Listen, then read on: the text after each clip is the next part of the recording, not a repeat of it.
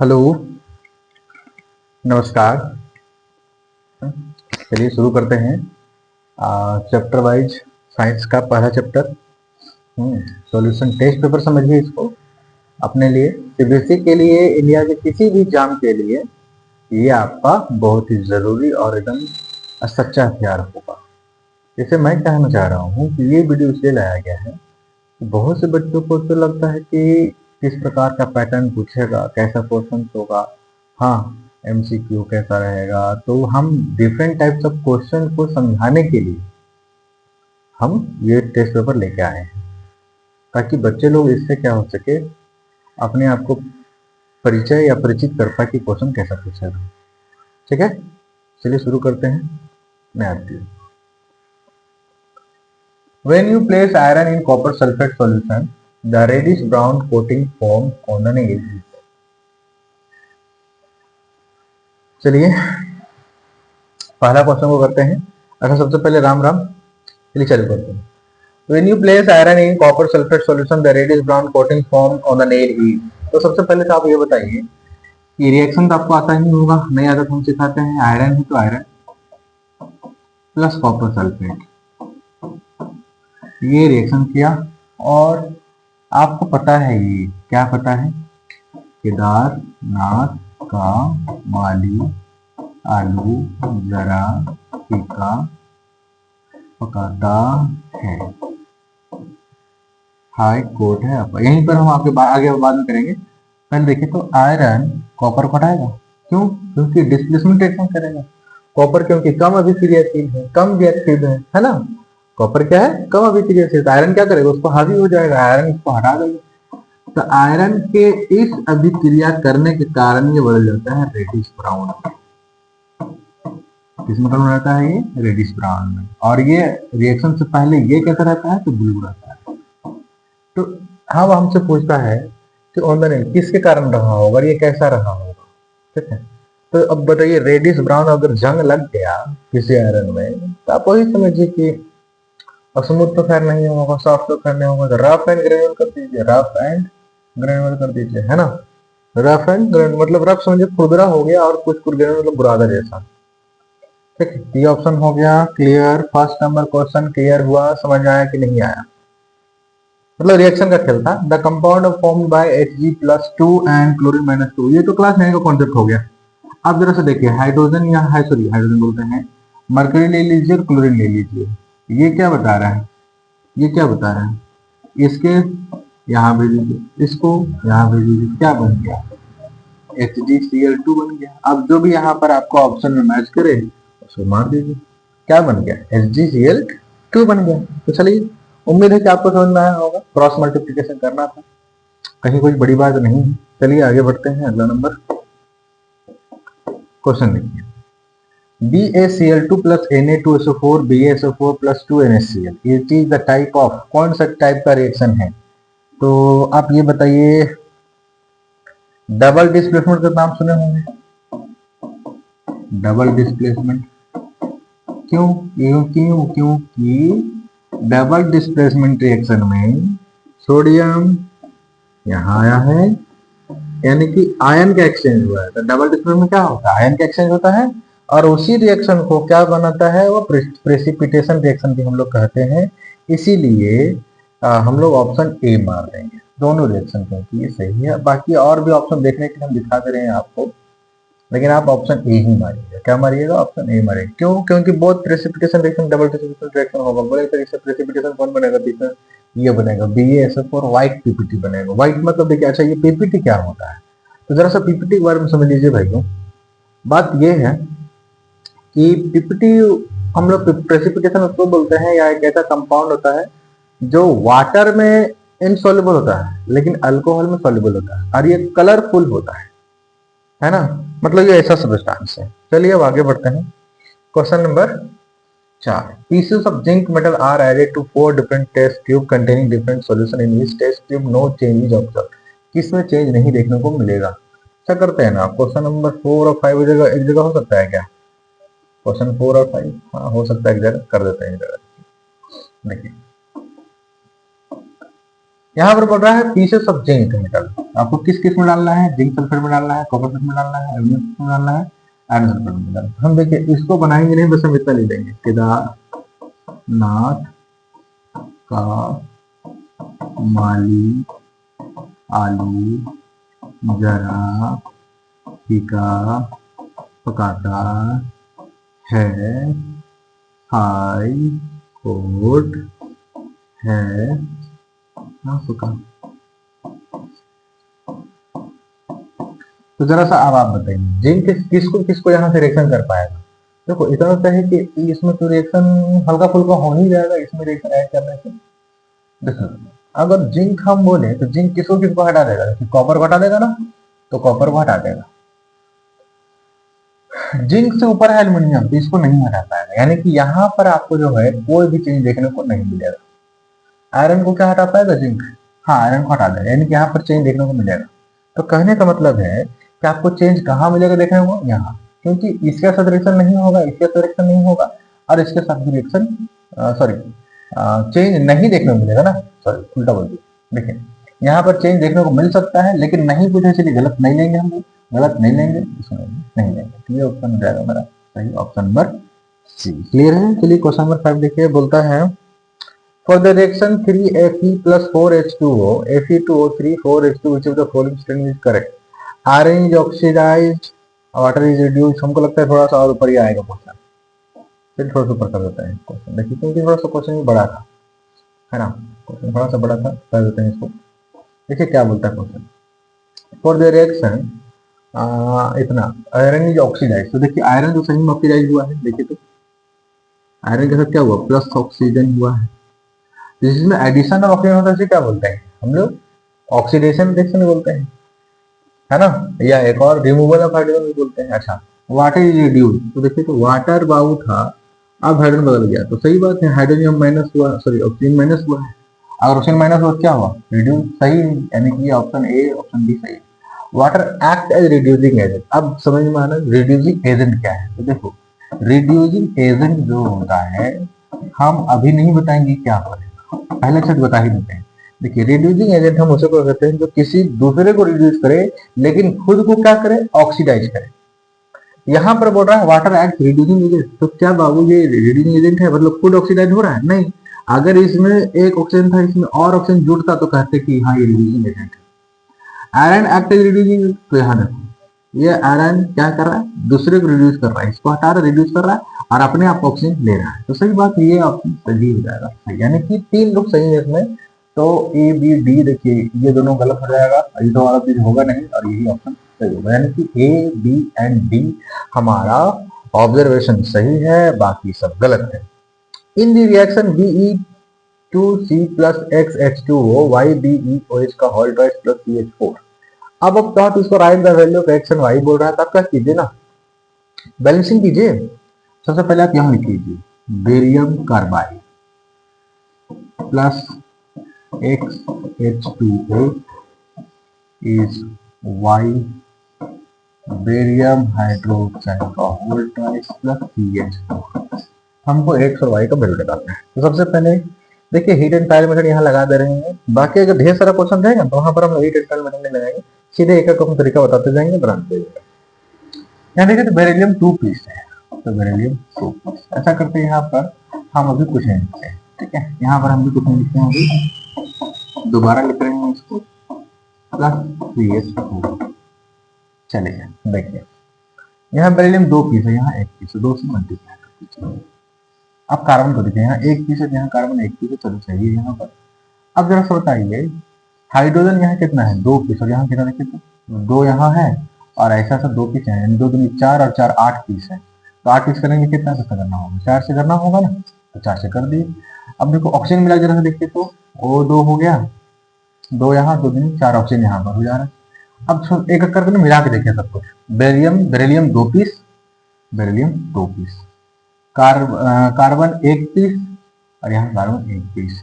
Hydrogen को देखिए 4 piece, sorry 4 दूनी 8 पीस, 4 यहाँ और 2 दूनी 4 यहाँ। ऑक्सीजन देखिए 4 पीस यहाँ, ऑक्सीजन यहाँ 2 पीस और ऐसा सब 2 पीस यहाँ, तो 4, यानी सब बैलेंस हो गया। तो अगर आप हमसे एक्स का वैल्यू पूछे, अगर एक्स का वैल्यू हो जाएगा 4 और y का वैल्यू हो जाएगा 2। बस यही आपका आंसर है ना, यही क्या है आपका आंसर है। चलिए अगला नंबर क्वेश्चन देख लीजिए। समझ में आ रहा है ना, मजा आ रहा है ना। चलिए कोई बात नहीं, देखिए हम आपको बहुत ऐसा सा चीज सिखाएंगे ना जो आपको एग्जाम में बहुत हेल्प करेगा, खास करके बैलेंसिंग को लेकर के। चलिए देखिए क्वेश्चन के साथ, state the law of conservation of mass. देखिए कंजर्वेशन ऑफ मास तो यही कहता है, हाँ मास कंजर्वेशन क्या कहता है, कहता है ये कि किसी भी रिएक्शन में या ऐसे नॉर्मल में भी अगर हम आपको बोले तो कोई भी किसी भी ऑब्जेक्ट का mass neither be created nor be destroyed, मतलब ना तो मास को बढ़ाया जा सकता है और ना ही इसको घटाया जा सकता है, केवल हम इसको एक फॉर्म से दूसरे फॉर्म में चेंज कर सकते हैं।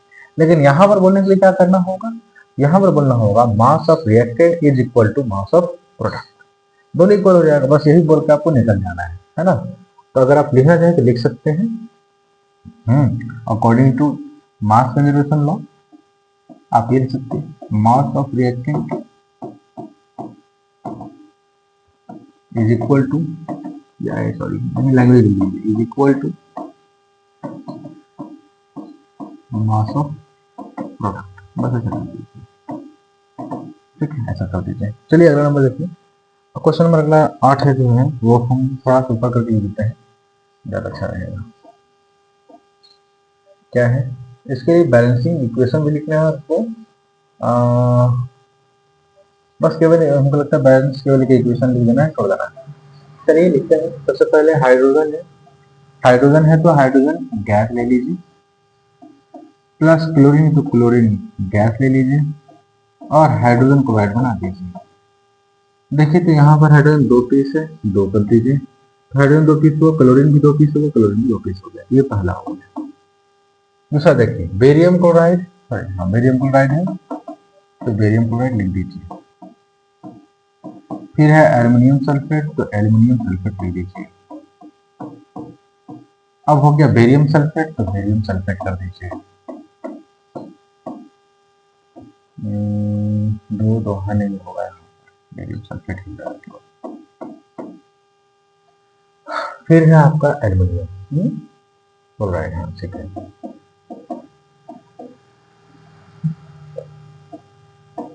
एल्युमिनियम क्लोराइड, अब देखिए जरा सा बैलेंसिंग कीजिए जरा सा, बेरियम इधर एक एल्युमिनियम एक एल्युमिनियम एक, लेकिन सल्फर देखिए यहाँ एक और यहाँ 3 है, क्या करिए 3 से यहाँ मल्टीप्लाई कर दीजिए, 3 से जैसे ही मल्टीप्लाई कीजिए सल्फर हो गया 3। अब जरा सा ऑक्सीजन को जरा सा चेक कर लें, ऑक्सीजन 4 3 12 4 3 12, अब जो शुरू से कीजिए बेरियम एक, सॉरी यहाँ बेरियम एक है तो यहाँ 3 हो जाएगा, 3 यहाँ मल्टीप्लाई कर दीजिए, ठीक है। अब कर दीजिए 3 यहाँ ना, बेरियम 3 हो गया, बेरियम 3 हो गया, एल्युमिनियम देखिए तो एक एक, ठीक है। अब जैसे क्लोरीन देखिए 3 दूनी 6 और वहां पर है प्रॉब्लम,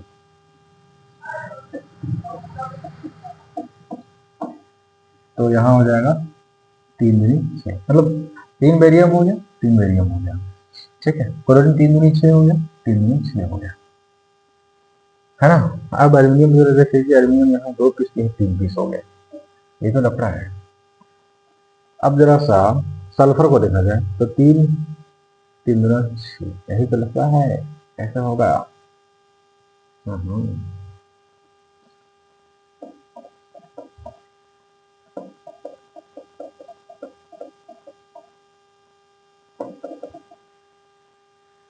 देखिए फिर से करते हैं ना, बेरियम एक बेरियम एक, सल्फर इधर है, अच्छा यहाँ पर 2 होगा, सॉरी मिस्टेक मेरे से हुआ है, तो यहाँ पर ठीक है। अब जरा से एक मिला के देखिए तो बेरियम एक बेरियम एक, सल्फर यहाँ कितना 3 तो यहाँ कर दीजिए 3, सल्फर 3 हो जाएगा, और ऑक्सीजन 4 किया 12 तो 4 किया 12, ठीक है मतलब।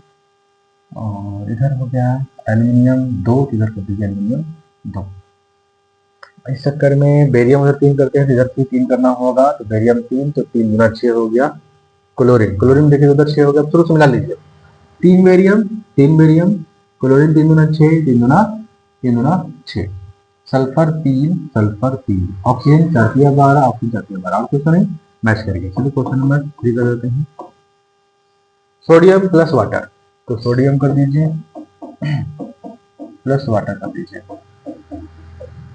देखिए दोनों बना सकता है, सोडियम ऑक्साइड बना सकता है, सोडियम हाइड्रोक्साइड बना सकता है, लेकिन यहाँ सोडियम हाइड्रोक्साइड बनाए, सोडियम हाइड्रोक्साइड ले लीजिए NaOH प्लस हाइड्रोजन गैस। तो जरा देखिए मिला के देखते हैं। सोडियम यहाँ एक, सोडियम एक, ऑक्सीजन यहाँ एक, यहाँ ऑक्सीजन, हाइड्रोजन दो, यहाँ तीन। बस यही देखना है, क्या कीजिए यहाँ दो से मल्टीप्लाई कीजिए। ऐसा करने से क्या हुआ, सोडियम दो पीस हो गया, सोडियम भी दो पीस कर दीजिए। तो सोडियम दो पीस जैसे ही हुआ तो आपका ऑक्सीजन भी दो पीस हो गया, तो ऑक्सीजन दो पीस हो गया, और हाइड्रोजन दो और या दो चार हो गया। आप शुरू से मिलाइए, सोडियम दो, सोडियम दो, ऑक्सीजन दो, ऑक्सीजन दो, हाइड्रोजन दो दूनी चार, यहाँ दो और वहां दो, चार मिले। ठीक है ना। तो चलिए इसको भी खत्म कर देते हैं। जरा सा हम एक मिनट रुक रहे हैं, थोड़ी वीडियो क्वालिटी देख सकते हैं और नहीं चल रहा है कि नहीं वो देख सकते हैं। हाँ बहुत अच्छा चल रहा है, कहीं कोई दिक्कत नहीं है। चलिए तो हम लोग अब आगे क्वेश्चन सॉल्व करते हैं। Question number, right the formula and then balance the following equation. चलिए भाई इसको भी कर देते हैं, बहुत आसान है, बन जाएगा। तो सबसे पहले है पोटेशियम बाइकार्बोनेट, यानी कि पोटेशियम और बाइकार्बोनेट के लिए H और यहाँ हो जाएगा CO3 प्लस है सल्फ्यूरिक एसिड H2 सल्फ्यूरिक है ना, H2SO4 क्या बनता है भाई, तो यहाँ बन जाता है पोटेशियम सल्फेट यानी कि K2SO4 प्लस यहाँ बन जाता है कार्बन डाइऑक्साइड और बन जाता है पानी। चलिए बैलेंस कीजिए। तो अच्छा इसके लिए ना थोड़ा सा हम आपको दूसरा तरीका सिखा रहे हैं, ठीक है। दूसरा तरीका यहाँ पर कर देते हैं, हम अपने मन से करेंगे A B C D और यहाँ कर दीजिए E, और इस मेथड का नाम है लीनियर इक्वेशन मेथड। देखिए ऐसा क्यों किया बता रहे हैं, ऐसा करने से ना जल्दी बनेगा और एक्यूरेट बनेगा, एक बार में बनेगा। ठीक है, एक बार में अगर आपको बनाना फिर अच्छी नहीं बनाएगी। तो सबसे पहले क्या करिए कि जो है आप उसी को लिखते जाइए, लेकिन यहाँ पर थोड़ा सा ये बनाना टफ लग रहा है। ऐसा करते हैं कि हम इस चीज को यहाँ ले जाते हैं, कहाँ ले जाते हैं, तो यहाँ ले जाते हैं जहां पर लिखना आसान हो जाएगा। क्या था मेरा, पोटेशियम बाइकार्बोनेट प्लस H2SO4 से बना था पोटेशियम सल्फेट, बना था कार्बन डाइऑक्साइड और पानी। बस एक बार वेरीफाई कर लेते हैं और फिर वहां चले जाएंगे। ठीक है, तो पोटेशियम बाइकार्बोनेट हो गया सल्फ्यूरिक एसिड, फिर पोटेशियम सल्फेट, फिर कार्बन डाइऑक्साइड और पानी। ठीक है, चलिए वहां पर हम लोग करते हैं। देखिए यहाँ पर क्या कीजिए, सबसे पहले ए लिख दीजिए, बी लिख दीजिए, सी लिख दीजिए, डी लिख दीजिए और ई लिख दीजिए। जरा सा इनमें जब समझ में आ जाए तो आप लोग जरा सा क्या कीजिएगा, अपने नजदीकी दोस्तों के पास ये जरा जरूर भेज दीजिएगा। बहुत ही काम का चीज है, मैं बता रहा हूँ। ठीक है ना। तो एनर्जेटिक लाने के लिए क्या करना होगा बताइए, जाइए पानी में पी के आइए और क्या, फटाक से पी के आइए। चलिए देखिए आप सबसे पहले हम लिखेंगे, ऐसे लिखेंगे, मतलब समझिए ना कि इक्वेशन इक्वेशन के जैसे बनाना है। इक्वेशन क्या करता है, देखिए रिएक्टेंट की तरफ मास जितना होता है क्या होना चाहिए, प्रोडक्ट की तरफ होना चाहिए। अब बराबर के लिए क्या मतलब, दोनों जितना होना चाहिए उतना, जितना इधर उतना उधर होना चाहिए, क्या करना होगा, बराबर देना होगा। हम लोग उसी तरह से लिखेंगे, लेकिन यहाँ लिखेंगे 4K। यहाँ कितना है K, एक पीस, एक गुना एक, इधर कहीं है और K नहीं। अब बराबर उधर चले जाएंगे, बराबर उधर कितना है देखिए, तो 2 गुने C, तो 2 ये बन गया आपको। अब उसके बाद हाइड्रोजन क्या है, 4 हाइड्रोजन। हाइड्रोजन यहाँ एक गुने एक, तो एक गुने एक कर दीजिए प्लस, मैंने सब प्लस का है किया है, बीच में प्लस। देखो हाइड्रोजन यहाँ है 2 गुने बी, तो 2B, और कहीं हाइड्रोजन है नहीं, बराबर उधर चल जाएंगे। हाइड्रोजन है वहां देखिए 2 गुने ई के पास, 2। फिर है आपके पास कार्बन, तो कार्बन के पास चले जाइए 4 कार्बन। कार्बन यहाँ कितना है, 1 गुने ए, तो ए हो जाएगा, है ना, बराबर में। और कहीं है कार्बन इधर नहीं, बराबर नहीं है, इधर आ जाइए 2C के पास, एकदम एक एक करके लिखिए, प्लस 1 गुने डी, यानी डी हो गया। अब आ जाइए 4 किसके पास, 4 आ जाइए सल्फर के पास, हाइड्रोजन ऑक्साइड, के हो गया, हाइड्रोजन हो गया, ऑक्सीजन के पास चलिए पहले आप, ऑक्सीजन के पास। ऑक्सीजन देखिए जरा सा, ऑक्सीजन यहाँ 3 है, 3 है, यहाँ 4 है, 4 भी, इज इक्वल टू में आ जाइए 4 0 3A प्लस 4B। अगर हम लोग अब आते हैं फॉर ऑक्सीजन, उधर आ जाते हैं 4B3A, ठीक है। और इधर है ऑक्सीजन 4C2D प्लस C। यहाँ तक कोई दिक्कत तो नहीं। अब हम ऐसा करते हैं कि फटाफट, अब तो ये इक्वेशन बन गया। अब मेरे पास कितना इक्वेशन देखिए तो, 1 2 3 4, 4 इक्वेशन है और वेरिएबल हो गए 5। कितने हो गए वेरिएबल? ये तो नियम के खिलाफ हो गया। तो कहता है, नियम क्या कहता है, जितना इक्वेशन उतना ही वेरिएबल हम लोग निकाल सकते हैं, ठीक है, या फिर जितना वेरिएबल उतना ही इक्वेशन निकल सकता है। तो ऐसे केस में जब एक वेरिएबल एक्स्ट्रा पड़ जा रहा है तो हम एक वेरिएबल को कुछ भी मान सकते हैं। बस नियम ये रखिए आप लोग कि जब कुछ भी मान सकते हैं उसमें कुछ ऐसा नंबर मानिए जो पॉजिटिव है। क्यों? क्योंकि मैथ तो कहता है कि आप नेगेटिव पॉजिटिव कुछ भी मान सकते हैं। मैथ क्या कहता है कि नेगेटिव पॉजिटिव कुछ भी मान सकते हैं। लेकिन यहाँ पर विज्ञान फिर आ जाता है। विज्ञान ये कहता है कि रिएक्टेंट में आप कुछ लिए हैं, तो जब आप कुछ लिए हैं तो वो क्या होगा? पॉजिटिव चीज होगा ना। ना तो जीरो हो सकता, नहीं नेगेटिव। इसीलिए हम लोग मजबूरी में क्या करेंगे कि हम लोग एक पॉजिटिव चीज लेंगे, ए का वैल्यू। सबसे पहले ए का वैल्यू लिख लीजिए। ए बराबर हो जाता है 1। हम अपने मन से ले रहे हैं। जैसे ही ए बराबर 1 हो गया तो मेरे पास ए बराबर क्या है? 2C, यानी कि 2C। तो सी का वैल्यू कितना हो गया? 1/2। मेरे पास दो आ गए। अब आप यहाँ पर चाहे इसका वैल्यू रख सकते हैं, 1 + 2B + C बराबर 2। अब यहाँ बंद कर दीजिए, 1 बराबर में 2 × 1/2 + 2। ऐसा करने से क्या हो गया? रुकिए रुकिए रुकिए रुकिए रुकिए रुकिए रुकिए, कार्बन के लिए था ना ये, कार्बन के लिए, हाँ 4 कार्बन। तो 1 × A, ठीक है, इधर हो गया 2C, इधर हो गया 1 × D। यहाँ दिक्कत ये हो रहा है कि D का वैल्यू 0 हो रहा है और ये पॉसिबल नहीं हो सकता ऐसी सिचुएशन में। जरा रुक जाइए, अगर ए का वैल्यू हम 1 लेते हैं तो सी का वैल्यू कितना होता है? 1/2। और कहीं ना कहीं कुछ तो मिस्टेक लग रहा है। कार्बन डाइऑक्साइड पर है 1A, ठीक है। और थोड़ा सा रुक जाइए रुक जाइए रुक जाइए, कार्बन डाइऑक्साइड थोड़ा सा रुक जाओ, हम इक्वेशन खुद लेना चाहेंगे। यहाँ आ जाइए, क्या था? पोटेशियम बाइकार्बोनेट है ना? हाँ, थोड़ा सा रुकिए, तो जरा सा मिस्टेक हमको लग रहा है।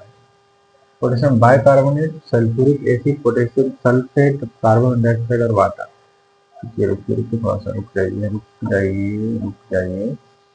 हाँ, पोटेशियम बाइकार्बोनेट तो ठीक है। तो फिर कहाँ मिस्टेक हो रहा है? और हाइड्रोजन के लिए अगर करें तो हाइड्रोजन 1 × A, ठीक है, हाइड्रोजन वहाँ से 2D, इधर हो गया 2E, ठीक है। 4C इधर के लिए तो यहीं पर डिफर हो रहा है, इधर हो गया 1 × A बराबर में उधर हो जाता है तो डी हम लोग को पसंद कर रहा है। ठीक है, मुझे 0 कर देंगे ना, बहुत परेशानी हम लोग आ जाएंगे। डी 0 नहीं हो सकता, कहीं पर कुछ ना कुछ एरर लग रहा है हमको, कुछ तो एरर हुआ है। यहीं पे देख सकते हैं। अच्छा, अगर हम लोग ए का वैल्यू 2 माने तो सी का वैल्यू कितना होगा? 1 होगा। 2 1, कुछ तो प्रॉब्लम हुआ है। 2C बराबर 1, 2C बराबर 1, वहाँ 1 लिखेंगे। अगर ए का वैल्यू 2 लेते हैं तो सी का वैल्यू कितना होगा? 2 लेते हैं तो 2 सी का वैल्यू 1 हो जाएगा, 2 1। जरा से रुक जाइए, तो हम लोग को कुछ एक एरर लग रहा है, एरर है का। तो हम लोग ए बराबर 2 ले लेते हैं, ठीक है। तो सी बराबर कितना हो जाएगा? 1 हो जाएगा। अगर हम लोग अब यहाँ पर ऐसा करते हैं तो ए का वैल्यू 2 + 2D + बराबर में 2E, और यहाँ अगर हम लोग 2 लेते हैं तो यहाँ पर 2 × 1 तो 2 ही होगा, प्लस 2 कट के 0 हो जा रहा है। देखिए जी 0 नहीं होना चाहिए। 0 होने मतलब है ना कि पूरी तरीके से 0 हो जाना और पूरी तरीके से डाउन हो जाएगा, ये क्वेश्चन ही लग जाएगा। और कार्बन यहाँ पर परेशानी क्या चीज का है? फर्स्ट रूम देंगे तो अच्छा, ये कार्बोनेट के लिए है, कार्बन के लिए देखे तो 1 और वहाँ 2C, और कहीं है पोटेशियम, पोटेशियम कहीं और है, K2SO4 1 मिनट, थोड़ा सा रुक जाइए।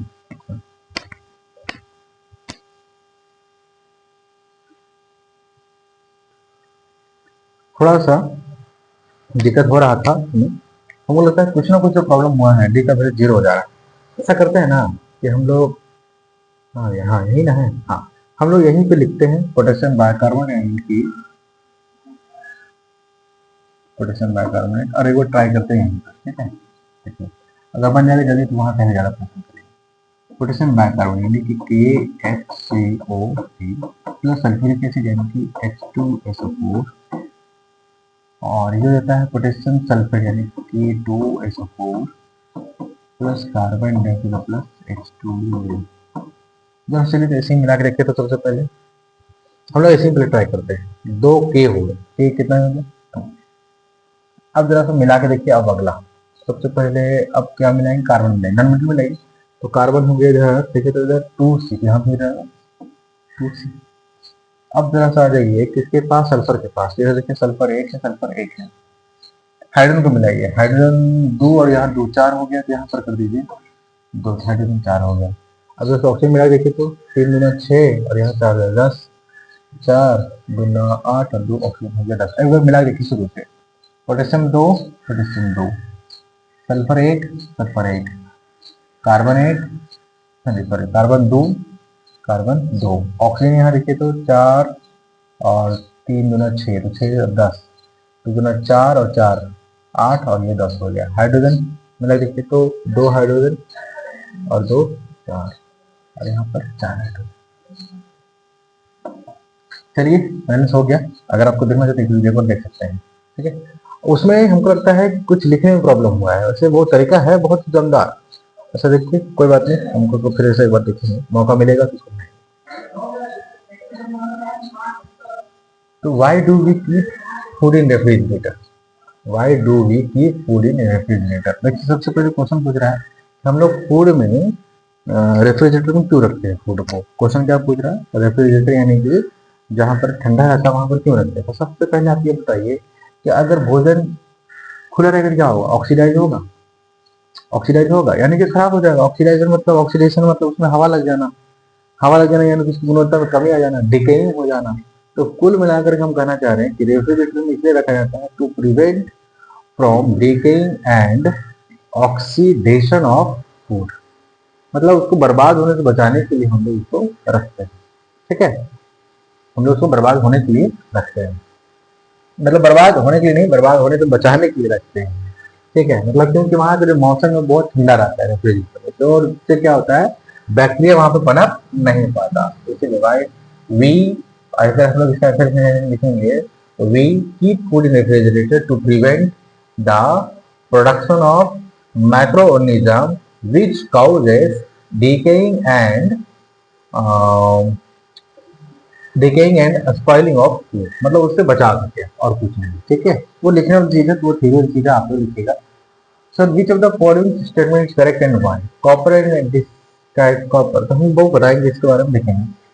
लिखता है copper can displace silver from the solution of silver nitrate, तो चलिए कॉपर है और यहाँ पर Ag है ना। चलिए दूसरा है silver can displace copper from, तो silver copper from solution of copper sulphate, तो कॉपर सल्फेट मान लेते हैं। तो कौन सही है, ये सही है कि ये सही है। यहाँ पर हमको लगता है कि ये आपको याद है ना केदारनाथ का माली आने के लिए पता कर, तो आपको पता होगा कि सिल्वर होता है कैसे, कॉपर से नीचे, कॉपर से नीचे होता है सिल्वर। तो इसका तय मानिए कि क्या सिल्वर इसको हटा पाएगा, नहीं, लेकिन इसको उल्टा क्या करेगा, तो कॉपर इसको जरूर हटा देगा। कॉपर जब इसको हटा देगा तो कॉपर ये वाला सही हो जाएगा, यानी कि यहाँ बन जाएगा कॉपर नाइट्रेट और प्लस बन जाएगा Ag। हमारा ऑप्शन ये वाला सही होगा क्लियरली, ठीक है। आपसे चेक करना चाह रहा था कि आपको वो रिएक्टिविटी सीरीज आपको आता है कि नहीं आता है, ठीक है। चलिए इसको हटा देते हैं। क्वेश्चन में आ जाइए 12, और copper coin is kept emerge in solution of silver nitrate. ये तो हमको लगता है ये क्वेश्चन है, ये क्वेश्चन है, ठीक है। चलो कॉपर और सिल्वर नाइट्रेट ले लीजिए, तो सिल्वर नाइट्रेट क्या हो जाएगा, AgNO3। For some time what will happen to the coin and colour of the solution. देखिए क्या होगा, मान लीजिए ये Ag है तो सिल्वर नाइट्रेट है तो अभी क्या होगा, थोड़ा सा व्हाइट होगा, है ना। और ये कॉपर क्या करेगा, सिल्वर को हटा देगा, लगता है क्योंकि सिल्वर क्या है, कमजोर धातु है, किससे मुकाबले, कॉपर से। तो कॉपर बन जाएगा CuNO, सिर्फ ये हल्का सा ब्लू हो जाएगा, कैसा हो जाएगा, ब्लू कलर, क्योंकि कॉपर की वजह से है, ठीक है, किसकी वजह से, कॉपर की वजह से।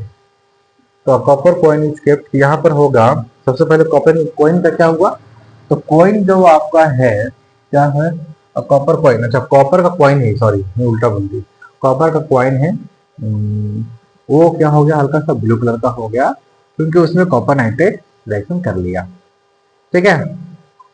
और यहाँ बोल रहा है कलर ऑफ द सोल्यूशन क्या होगा, कलर ऑफ सोल्यूशन ब्लू हो जाएगा या ब्लू नहीं तो फिर हल्का ब्राउन टाइप का होगा, ठीक है, हल्का ब्राउन, ठीक है। दोनों में से जो आपको ठीक लगे आप उसको देख सकते हैं, वहां पर लिख सकते हैं, ठीक है। चलिए एक बार वीडियो अच्छा लगे तो लाइक कीजिए। चलिए आ जाइए नेक्स्ट क्वेश्चन में। क्वेश्चन बोलता है why does not silver evolve hydrogen on reacting with dynamic support. अच्छा पहले बताइए सिल्वर है,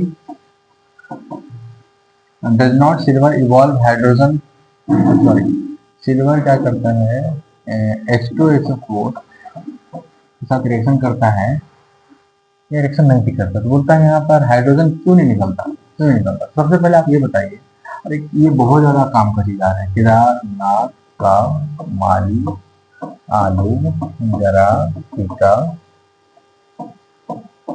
पकाता है, फिर यही बता लो हाई कोर्ट में आपको देखो सबसे पहले ये बताओ वहां पर कौन है, हाइड्रोजन यहाँ पर है और सिल्वर नीचे है, तो क्या सिल्वर इसको हटा पाएगा, डिस्प्लेस नहीं कर पाएगा। जब डिस्प्लेस नहीं हो पाएगा तो सीधे क्या लिखेंगे, यहाँ पर आप ये बात लिखे ना, सिल्वर कैन नॉट रिड्यूस या रिप्लेस, या डिस्प्लेस कर दीजिए, डिस्प्लेस हाइड्रोजन, कारण क्या हो जाएगा, हाइड्रोजन, बिकॉज सो कर दीजिए, so it does not evolve hydrogen gas, ठीक है ना, नहीं कर पाएगा, ठीक है। चलिए क्वेश्चन नंबर आगे देखते हैं। अच्छा ये अगला नंबर क्वेश्चन है, थोड़ा सा ट्रिकी है, अब हम केवल आपको बोलेंगे कैसा है ये क्वेश्चन, कहाँ गया क्वेश्चन, ओहो क्वेश्चन चला गया कहीं और, गलत ही है, यही है ना, यही है। चलिए क्वेश्चन देखिए, you are provided with following substances iron names and following, मतलब इतना प्रकार चीज दिया गया आपको, तो बोलता है ना इसमें से आयरन एंड कॉपर सल्फेट, इसमें से 5 को कोई भी रिएक्शन लिख के दिखाएंगे, तो जो चाहे सबसे पहले जो हम लोग को समझ में आएगा ना पहले वही लिख लेते हैं, ठीक है। देखिए फेरस सल्फेट क्रिस्टल, तो ऐसा कीजिए इसको लिख लीजिए सबसे पहले, तो फेरस सल्फेट यानी कि पहला बना देंगे आयरन सल्फेट, और हो गया ये बेरियम, इसके बीच क्या होगा, आयन एक्सचेंज होगा, तो बन जाएगा ये आयरन क्लोराइड और बन जाएगा बेरियम सल्फेट। हम इसमें बैलेंसिंग नहीं कर रहे हैं, आप लोग कीजिएगा, ठीक है, इसे छोड़ दीजिए। अब है कॉपर पाउडर, क्विक लाइम भी है ना, क्विक लाइम है कैल्शियम, तो आप क्विक लाइम वाला कर सकते हैं, इससे सब कीजिएगा।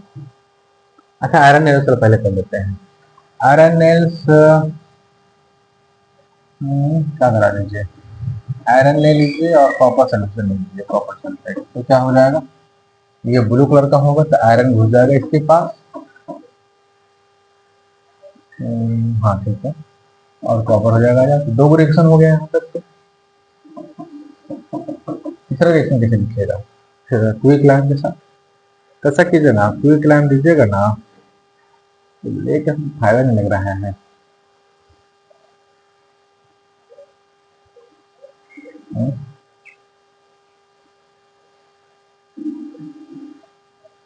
कोई भी 5 रिएक्शन लिखना है, ठीक है। एक तो कॉपर वाला लिख देते हैं, कॉपर पाउडर प्लस ऑक्सीजन, तो बन जाएगा कॉपर ऑक्साइड, जो काला हो जाता है, चलिए ठीक है। यहाँ 2 नहीं होगा, CuO4 होगा। ठीक है, चलिए आ जाइए। तो आयरन एंड कॉपर पाउडर 3 तो हो गया, अब 2 को और करते हैं। 2 को और कैसे करेंगे, तो एक और जो है हम लोग ऐसा करते हैं ना, इसी को फेरस सल्फेट को कुछ करते हैं। ठीक है, फेरस सल्फेट को कुछ करते हैं, उसी से कुछ हो सकता है। तो देखिए फेरस सल्फेट, इसको हल्का सा हीट कर दीजिए। हीट करने पर क्या होता है, ये टूट जाएगा Fe2O3 में, और टूट जाएगा सल्फर ट्राइऑक्साइड और सल्फर डाइऑक्साइड दोनों टूट जाएगा। ठीक है, तब इसको ले लीजिए, यही बेटर रहेगा है ना। आप इसको एक और भी लिख सकते हो, यही चीज बता रहे हैं, सल्फर 7H2O वाला, इसको भी वही कीजिए, टूट जाएगा यही चीज। प्लस H3 प्लस इसको बढ़ हुआ क्या ऐसे, लेकिन ये तो H2O है ना, H2O टूटता है, मतलब आपको इसे तोड़ देना है। ठीक है, चलिए 5 को कोई भी लिख दीजिएगा, उसको हटाइएगा, समझ मत लीजिए। अब question number 15, convert the following word equation two balance equation chemical equation में। चलिए देखते हैं, सबसे पहले कहाँ आ जाइए, इसके पास है हाइड्रोजन गैस से बनाए कंबाइन विद नाइट्रोजन, क्या मिला, तो मिला हमको टू फॉर्म अमोनिया। अमोनिया के लिख दीजिए फॉर्मूला NH3। इधर हाइड्रोजन 2, इधर कितना 3, तो इधर कर देंगे 3 दूना 6, इधर हो जाएगा 2 दूना, इधर नाइट्रोजन 2, इधर नाइट्रोजन 2। ठीक हो गया, बैलेंस हो गया ना पहला, तो पहला हो गया करेक्ट। दूसरा है हाइड्रोजन सल्फाइड H2 जो है ना, गैस बर्न्स इन एयर, यानी कि O2 से जल रहा है, gives water and sulphur dioxide, यानी कि देता है हम लोगों को पानी और सल्फर डाइऑक्साइड। जैसा हाइड्रोजन देखिए जरा दोनों तरफ सेम है, सल्फर भी दोनों तरफ सेम है, ऑक्सीजन केवल गड़बड़ है, ऑक्सीजन इधर 2 है, उधर है 2 और 1 3, ऐसा कर दीजिए।